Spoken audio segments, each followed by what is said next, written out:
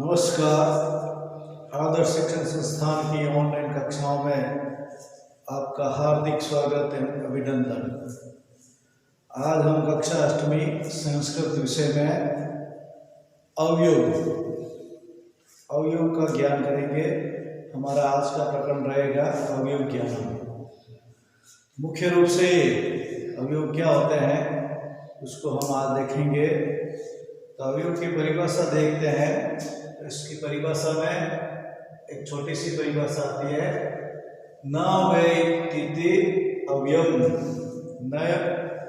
न वेत्ति इति अवयव। इसको अलग करेंगे, इति अवयव, लेकिन जिसका कोई व्यय नहीं हो, जिसका कोई विकार नहीं हो, जिसका कोई टुकड़ा नहीं हो, वो अवयव कहलाता है।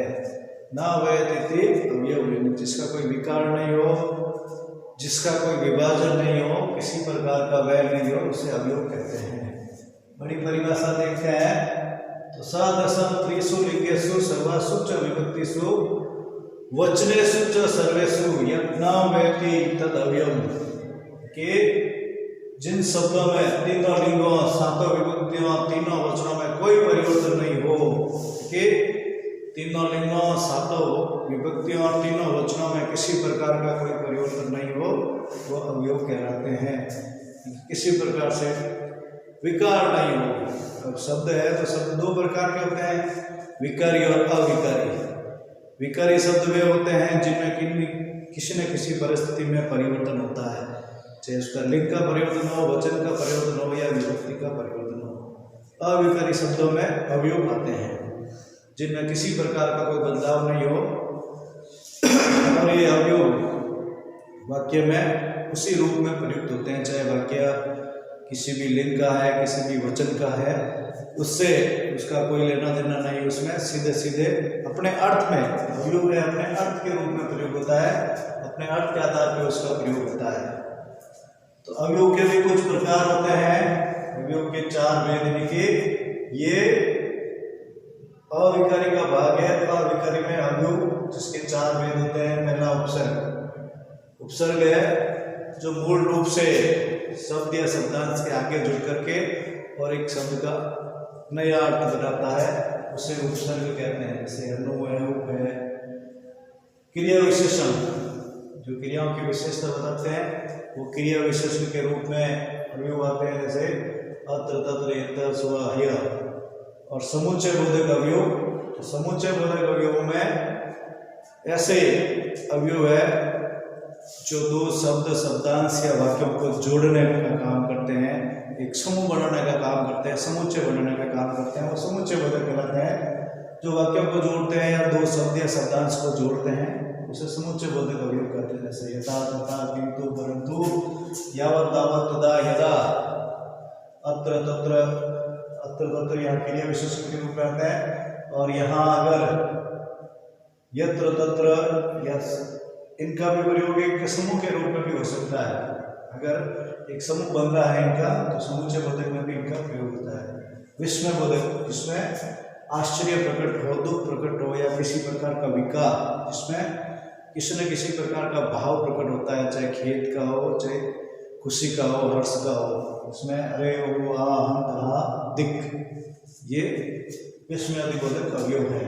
हम कुछ अवयवों को पढ़ेंगे। यहाँ अत्र ने यहाँ, पुत्र ने कहा, यत्र ने जहाँ, सर्वत्र ने सब जगह, यदा ने जब, अद्य ने आज, तदा ने तब, हय। इसका मतलब भी कल है, लेकिन ये बीते हुए कल के लिए प्रयोग होता है। स्व, कल, आने वाले कल के लिए प्रयोग होता है। तो वाक्य अगर भूतकाल का है तो इस हय का प्रयोग होगा, वाक्य भविष्य काल का है तो स्व का प्रयोग होगा। इदानीं, इस समय, अधुना, इस समय, इत्थम, इस प्रकार, कथम, कैसे, कुतः, कहाँ से, सहसा, अचानक, अंतरे न बीच में, दिक् न दिकार, तुष्ण मन शांत, नून मन निश्चय, बहिये न बार, अंतरे न बिना, कदापि न कभी भी, वृथाय न बेकार, अन्यत्र दूसरी जगह, परित न चारों ओर, समीचीन न ठीक। इस प्रकार से हमने कुछ अवयवों को पढ़ा, उनके अर्थों को पढ़ा और अवयव के बारे में जानकारी प्राप्त की। जिसका कोई विकार नहीं हो, अवयव होता है, और अवयव का किसी भी परिस्थिति में कोई परिवर्तन नहीं होता है। लिंग, विभक्ति, वचन में अवयव के मुख्य रूप से 4 भेद है, उपसर्ग, क्रिया विशेषण, समुच्चय बोधक और विस्मय बोधक अवयव। और आपके सामने कुछ अवयव उनके अर्थ से दिए गए हैं।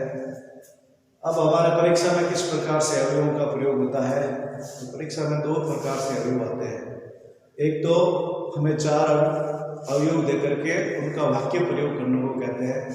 4 अवयव हमारे सामने होंगे जिनका हम को वाक्य में प्रयोग करना है, उससे लेकर के वाक्य बनाने हैं। दूसरा, इसी तरह से अवयव आपके सामने होंगे लेकिन 4 वाक्य नीचे दिए हुए होंगे, उसमें रिक्त स्थान भरना है कि कौन सा अवयव है, कौन से रिक्त स्थान में आएगा। तो यहाँ इस तरह से रिक्त स्थान भी आ सकता है और उनका वाक्य प्रयोग भी आ सकता है। तो हमें दोनों तरफ से सीधा वाक्य भी बना सकते हैं और उसका रिक्त स्थान में प्रयोग भी कर सकते हैं। जैसे एवं ही स एव मम मित्रम, वह ही मेरा मित्र है। संप्रति, इसका मतलब होता है इस समय। तो संप्रति अहम गृहं गच्छामि, इस समय मैं घर जाता हूँ। कि विना, विना क्या अर्थ आता है? विना का प्रयोग द्वितीया, तृतीया, पंचमी तीनों विभक्तियों में प्रयोग होता है। जल बिना जीवनम नास्ति, जल के बिना जीवन नहीं है। प्रति और, प्रति का मतलब होता है की और। तो प्रति का मतलब की और होता है सगृहं प्रति गच्छति, वह घर की ओर जाता है।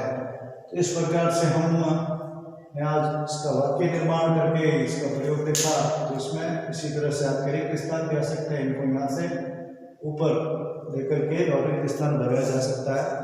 हम दोनों तरफ से अर्थ अवयव का में पहले उसके अर्थ की जानकारी होनी चाहिए। जब उसका अर्थ हमें याद होगा तब भी हम उसका वाक्य प्रयोग भी कर पाएंगे और रिक्त स्थान में भी भर पाएंगे।